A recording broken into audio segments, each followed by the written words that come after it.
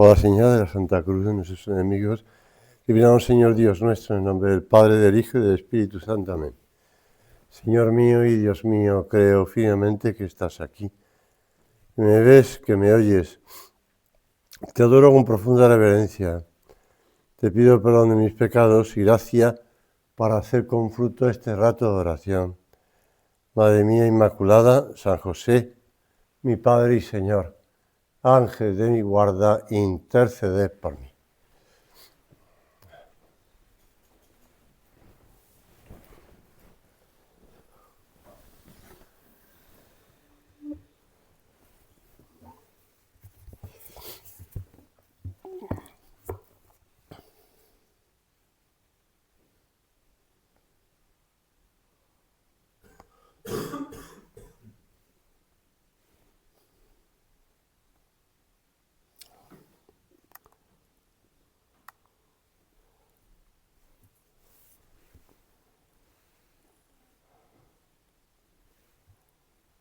El Evangelio de San Marcos recoge esta recriminación que le hacen a Jesús. Pero ¿no es este el carpintero, el hijo de María y hermano de Santiago, José, Judas y Simón? ¿Quiénes están sus hermanas aquí entre nosotros? Y dice San Marcos, y se escandalizaban a causa de él. Y Jesús les dijo, un profeta solo en su patria, entre sus parientes y en su casa, carece de prestigio. Y no podía hacer allí ningún milagro, a excepción de unos pocos enfermos, como si fuese nada, ¿no? Unos pocos enfermos, a quienes curó imponiéndole las manos. Y se asombró de su falta de fe. Y recorría los pueblos del contorno enseñando. Señor, te pedimos que, leyendo este pasaje del Evangelio, entendamos la importancia de la fe, de la confianza en ti, de la fe y la confianza en ti para hacer las cosas. Porque no podemos hacerlas con nuestras fuerzas. Y además, es decir, si no hay fe, no habrá milagros. Y si no hay fe por nuestra parte, no habrá curaciones. Y no saldremos del ruido que nos rodea, de actuaciones humanas, pero con poca fe y con poca esperanza. Y sobre todo también con poca caridad. Por eso te pedimos, Señor, que nosotros estemos unidos a ti con esa confianza. Cristo, una sola persona con dos naturalezas, humana y divina. Pero Dios se ha hecho hombre para que nosotros alcancemos también la divinidad. Y por eso tenemos que también movernos con esa confianza en ti, con esa fe, con esa seguridad. Y podemos un poco ir perdiendo fe, ir perdiendo confianza, ir perdiendo, esperanza en tantas cosas que nos rodean. Cuando vemos a otras personas que a pesar de las dificultades, que a pesar de las contrariedades y a pesar de la realidad que les rodea, son capaces de sobreponerse, pues nos damos cuenta de que la fe es la que mueve montañas y la fe es la que cambia las cosas, a pesar de lo que estemos tocando. Ayer estando con este, amigo mío, amigo nuestro, pues estábamos en un matrimonio que tenía alojado en su casa un obispo que conozco desde que era sacerdote en Vigo, ¿no? En Tui Vigo. Se marchó a Perú y ahora es obispo desde hace ya casi 40 años, que está en Perú. Otra cosa es que sea obispo desde menos, pero bueno, ha conocido a varios papas. Y entonces, en un momento, le llamaron por teléfono, que estaba haciendo las gestiones, tuvo que levantarse de la mesa y pues un poco Y la pobre ama de casa que estaba haciendo la comida, ama de casa, pero la mujer, que estaba haciendo la comida, le preparó pues el segundo plato y antes de que viniera se dio cuenta de que ya estaba un poco frío, ¿no?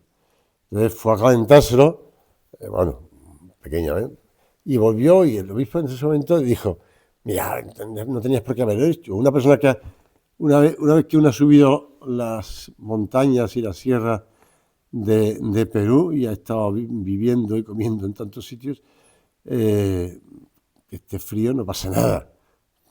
Diciendo, bueno, uno se sobrepone a cualquier de estas cosas que nosotros podemos quejarnos a la primera, ¿no? Que está fría la comida o que es que he estado subiendo y bajando montañas desde hace ya 40 años. No afecta a lo más mínimo, ¿no? No quiere decir que no le gustara la comida, que sí le gustaba. Pero, bueno, hizo unas como diciendo, no hacía falta que hicieras esto. Bueno, yo pensaba, pues, este hombre se ha dejado su vida subiendo y bajando montañas, ¿no? Y yendo a un sitio y a otro de la sierra, claro, dice la sierra que puede ser a 5.000 metros de altura, que no es ninguna broma. Y nosotros mejor nos podemos quejar porque nos falta una cosita o porque esta otra dificultad o porque son pequeñas cosas, ¿no? Pequeñas cosas. Nos falta a veces fe para saber que Dios está detrás de lo que ocurre, detrás de las cosas que estamos y que hemos de saber sobreponernos. Hablando de Perú, me contaba en cierta ocasión, no yo creo que no, pero que una niña indita llevaba a su hermano pequeño en brazos montaña arriba. Y un padrecito de estos que están por allí desde hace ya bastantes años, le pregunta, ¿no te cansas? Y la niña respondió con toda naturalidad, es que es mi hermano. Esa naturalidad de la niña es que es mi hermano y nosotros hemos de pensar, bueno, pues la obra son mis hermanos y tengo que cuidar de uno y de otro. Y como me decía en cierta ocasión una mamá del colegio, ¿y quién cuida de mí? Pues tu marido, tus hijos, no te preocupes. Contamos con eso. En la obra, pues tenemos experiencia de dificultades, ¿no? Tenemos experiencia de dificultades. Como San José María, desde el primer momento, buscó sacerdotes mayores que le ayudaran. Que le ayudaran porque él tenía 28 años, ¿no? Y tenía que hacer el Opus Dei. Pero enseguida se dio cuenta de las dificultades que esto planteaba. Y se puso luego a que los 3 primeros estudiaran y trabajaran para hacer el Opus Dei, porque él necesitaba ayuda. Y la ayuda la necesitamos todos. Todos necesitamos ayuda. Todos tenemos que dejar de ponernos en primer lugar nosotros, de ser nosotros los primeros. Hemos de querer que Dios nos acompañe.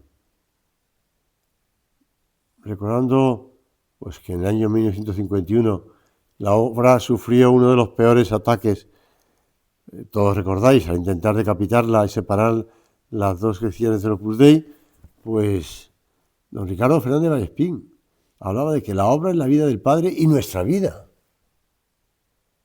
Y nuestra vida. Y una de las manifestaciones de cariño a la obra es amar su unidad, que es condición de vida. Porque donde no existe unidad hay descomposición y muerte.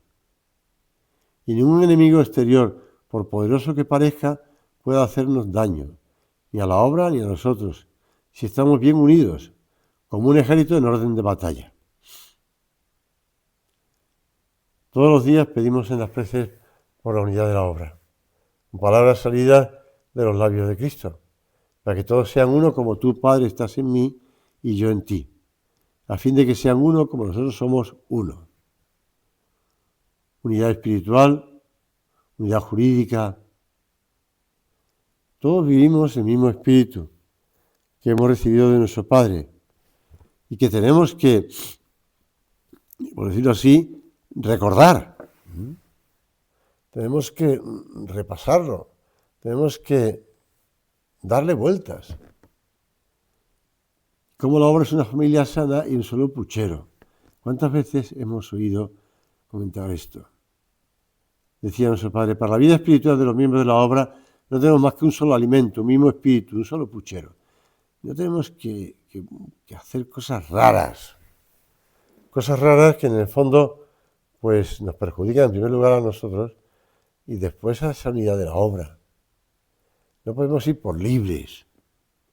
Es una de las cosas que bueno, le preguntaba yo a este obispo hablando de Perú y me contaba que este historiador que escribió esos libros sobre el desarrollo de la Sociedad Sacerdotal de la Santa Cruz en los años 50, pues bueno, ahora está en Yauyos y en estos sitios. Me dijo, pues pasó unos días por allí, por mi diócesis, Abancay, pues, y va recopilando datos para hacer una historia de cómo fue el desarrollo de esas diócesis o esas prelaturas, o esos, gracias a que San José María dejó muy claro al primer prelado que tenía que cuidar de sus sacerdotes y que los sacerdotes tenían que reunirse por encima de todo como mínimo una vez al mes para tener un retiro, para tener una buena comida, para dormir bien,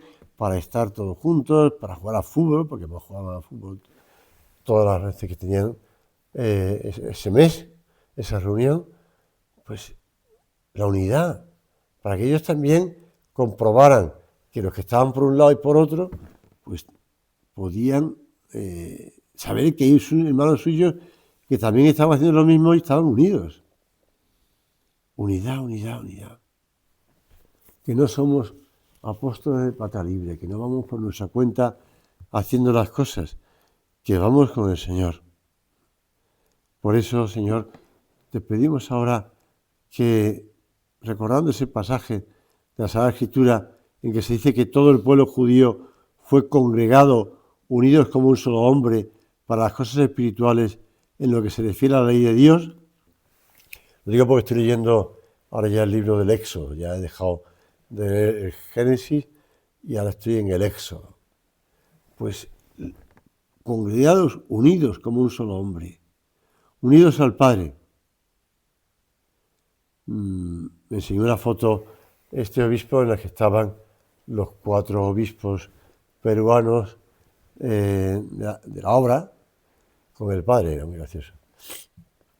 Estaban los 4 que estaban porque fueron a Roma a esa visita al Límina de todos los obispos peruanos y me enseñó la foto de que estaban con el Padre y el Padre les decía que ya está mayor, que ya está mayor y que bueno, todos decían, no, Padre, no, ¿cómo diga esto, tal?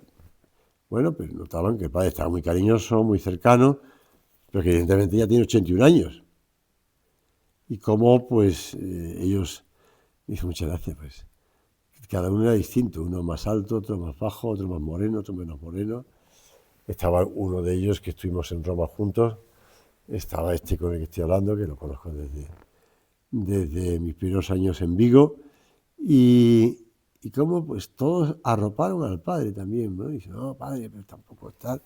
Como el Padre, pues, les contaba cosas, les dijo algunas cosas, para que también ellos sintieran pues la realidad de la obra que estaba con ellos, ¿no? Y ellos con la obra. Unidad de intenciones y de afectos. Todos con los mismos afanes. No quiere decir que estos obispos no tengan, vamos a decirlo así, problemas en sus propias diócesis, ¿no? Que sí. Pero claro, son del Opus Dei y sienten esa cercanía del Opus Dei y sienten esa cercanía del Padre y todos los de la obra, ¿no? Y todos los de la obra. Pues me contó muchas más cosas de Perú, etcétera, etcétera. Y también estuvieron con el Papa, ¿no? Pero pues el Papa también, como conocen bastante, les conocía bastante, estuvo con ellos bastantes horas, ¿eh? aparte de que se acercó el primer día donde estaban ellos comiendo para saludarles y estar con ellos, después estuvo con ellos 3 horas, con los obispos. Saludó uno a uno, iba hablando con otro, tal, le preguntaban una cosa, le contestaba otra cosa. Estuvo tiempo con ellos. Y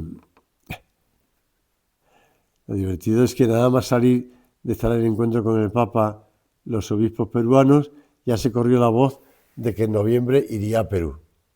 Cuando el Papa les dijo algo, bueno, que era su intención ir y que a lo mejor pues la fecha sería en noviembre. A la salida ya uno de los obispos largó a la prensa y ya está en todo Perú revolucionado por ese tema, ¿no? Pues, bueno, el prurito de decir yo soy aquí el que voy a comunicar la primicia, ¿no? Bueno, y me decía él, algunos dicen quién ha sido, pero bueno, tampoco vamos aquí ahora a investigar, ¿no?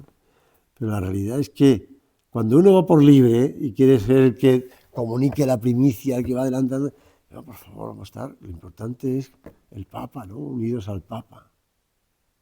Unidad de intenciones, de afectos, dejando por detrás pues nuestro amor propio y nuestros intereses personales y nuestros gustos y nuestro modo de ser, sabiendo prescindir de estas cosas.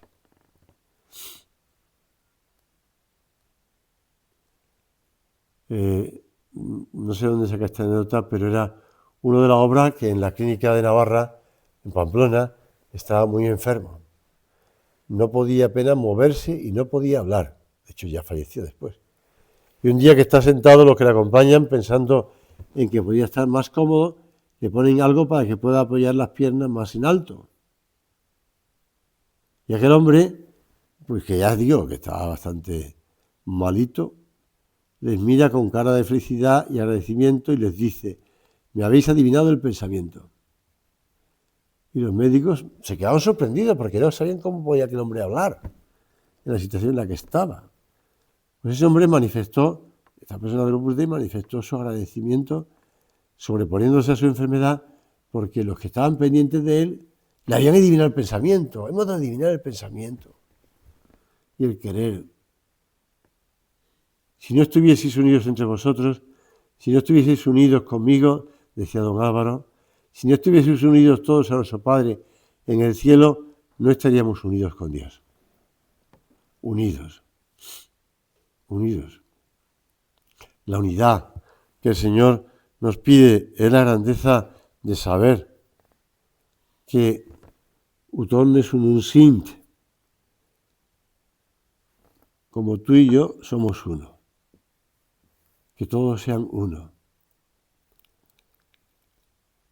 Vemos las cosas muchas veces al modo humano. Vemos muchas veces las cosas, ¿por qué? Pues porque estamos sobrepasados por tanta propaganda, por tanto marketing, por tanto desinformación, en el que ya no nos fiamos de nada. Y vemos alrededor que hay bastante desinformación y que no te puedes ya fiar de lo que diga una persona u otra, porque decimos, bueno, es que es un mentiroso, porque le han pillado mentira y a lo que está diciendo es otra cosa distinta para justificar su mentira. Y lo vemos en un sitio, lo vemos en otro. Basta con ver un partido de fútbol, en cómo un jugador se cae al suelo porque el otro le ha empujado o le ha dado una patada o lo que sea, y se revuelca por el suelo como si realmente le hubieran roto todos los huesos del cuerpo. Y cuando el árbitro dice, bueno, sí, ha sido falta, pero tampoco para tanto, al minuto 2 se levanta y sigue corriendo. Y entonces ya uno no se fía. Yo a veces pienso, pobres árbitros que no tienen que fiarse de los aspavientos que hacen los jugadores, ¿no? O lo que grita el público. Pues sí, es que presionamos a los demás, intentamos engañarles, intentamos justificarles y nosotros ya nos podemos dejar imbuir por este planteamiento, ¿no?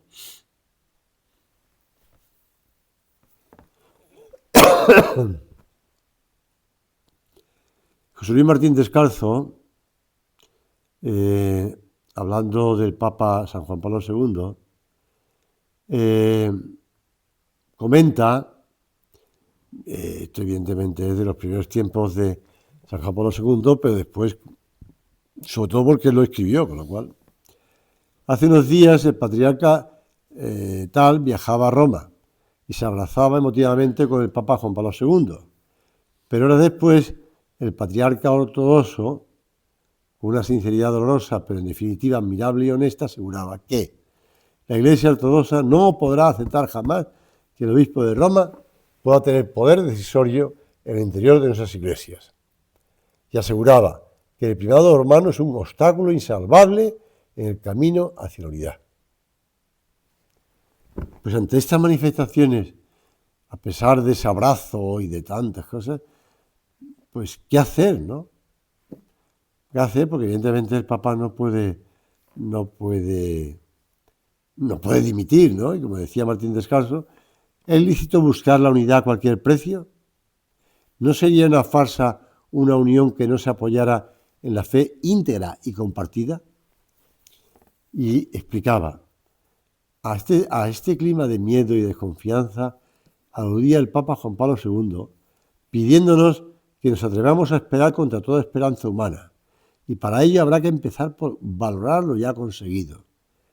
Es necesario, decía el Papa, que el camino común hacia la plena unidad de todos los cristianos se vea libre de falsos miedos. Falsos miedos. La unidad de los cristianos, decía Martín Descalzo, será un milagro, un imposible para las fuerzas humanas. Pero si los creyentes no creemos en los milagros, ¿quién creerá? Claro que la unidad de los cristianos es un milagro, pero bueno, veía una foto yo estos días pasados de enero del obispo de Helsinki, al que todos conocemos, con el obispo ortodoxo y con el obispo luterano en una reunión con el Papa León. Y el Papa pues saludó a cada uno y hablaban de rezar por la unidad. No se puede tirar la toalla. No se puede desanimar uno al ver los defectos de los demás. No puede venir el pensamiento de que no hay nada que hacer. No hay nada que hacer. Y como ya yo estoy mayorcito y con defectos, pues ya no me va a cambiar nadie, ya no puedo cambiar nada, ya no puedo hacer nada. Ya no puedo mejorar yo. No puedo, que no. Que nuestro Padre siempre insistía, rogad bien unidos a mi oración, y de modo particular a las intenciones de mi misa. Así viviréis esta bendita unidad de la obra entera, y os sentiréis fortalecidos para continuar en cada momento con más amor y sacrificio, nuestra maravillosa siembra de paz y de alegría a lo largo y a lo ancho del mundo. Esta siembra de paz y de alegría, que es lo que está el Papa insistiendo para la Iglesia. Paz y unidad, paz y unidad. Esto se lo decía este obispo al Papa. Y le preguntaba a Santo Padre, bueno, porque otro, bueno, alguna cosa. Y entonces le decía, Santo Padre está todo el tiempo predicando de poner a Cristo en el centro de todo, ¿no? En el centro de todo. Y en nuestra diócesis tenemos un caballo que usted utilizó, o que su santidad utilizó, y que no sabemos qué hacer con él, porque la gente, bueno, en el fondo no era solamente un caballo, también era la silla del caballo y estas cosas, ¿no? El Papa se reía y le dijo, bueno, lo importante es Cristo, efectivamente, ¿no? La centralidad de Cristo. Y el caballo viene de tal sitio, con lo cual, si quieren devolverlo a tal sitio, no pasa nada. Pues, bueno, lo importante es Cristo, ¿no? No que el Papa pues montó en una silla y estuvo recorriendo, pues, que incluso estuvo de obispo también allí, no solamente de visitador de los agustinos, sino que también estuvo, bueno, visitador, no prefecto de los agustinos, sino que también estuvo de obispo en esa diócesis, pasando por allí en cierta ocasión. El camino de la unidad jurídica lo he querido vencer por amor a Jesús, decía nuestro Padre. por amor a mi madre la Iglesia romana, por amor a mi madre guapa la obra, por amor a mi salvación, por amor a mis hijos en el Opus Dei. Y tenemos que seguir rezando por esa unidad jurídica, por la unidad jurídica de la obra. Uno de los obispos, que es, que estuvimos juntos en Roma, de la apertura, ¿no? Pues saludando al Papa a solas con él, evidentemente no estaban los demás, le preguntó por los estatutos del Opus Dei, más o menos dijo, bueno, Santo Padre, serán bonitos, ¿no? Los estatutos del Opus Dei. Es una expresión muy peruana, serán bonitos, como diciendo, serán buenos, no serán. Y el Papa no dijo nada, evidentemente, no va a decir nada, pero bueno, notó que el otro le estaba preguntando claramente, ¿no?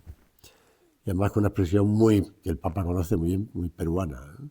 Serán bonitos. Pues sí, hemos de rezar para que sean bonitos.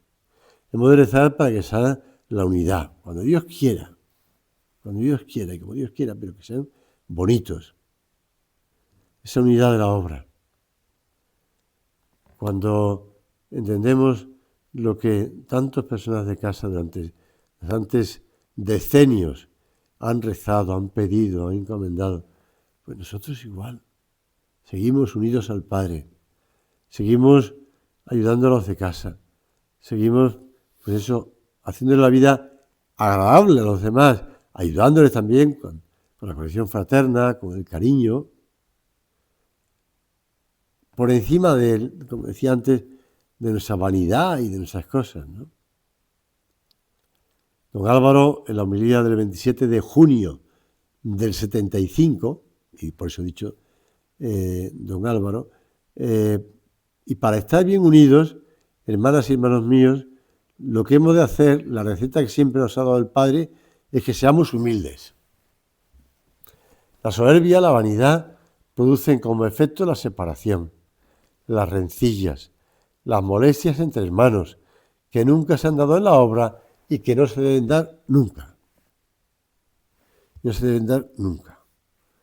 Pero así se lo pedimos al Señor, que estemos unidos y que seamos humildes. Sabemos que para alcanzar la humildad un poquito más, pues acudimos a la Virgen, ¿no? La Virgen Santísima nos enseña el camino de la humildad y también el camino de la unidad. San Juan Pablo II decía en cierta ocasión, Madre del amor y de la unidad, nos une profundamente para que como la primera comunidad nacida del cenáculo, seamos un solo corazón y una sola alma. Pues le pedimos a la Santísima Virgen que nos ayude a estar muy unidos al Padre, recordando ese cuadro que pidió pintar nuestro Padre, en el que la Virgen está protegiendo pues esa piedra miliar de la obra, ¿no? A pesar de las contrariedades y dificultades y de las piedras que le han tirado. Y pidiendo pues también se fundamente en esa oración nuestra en la humildad.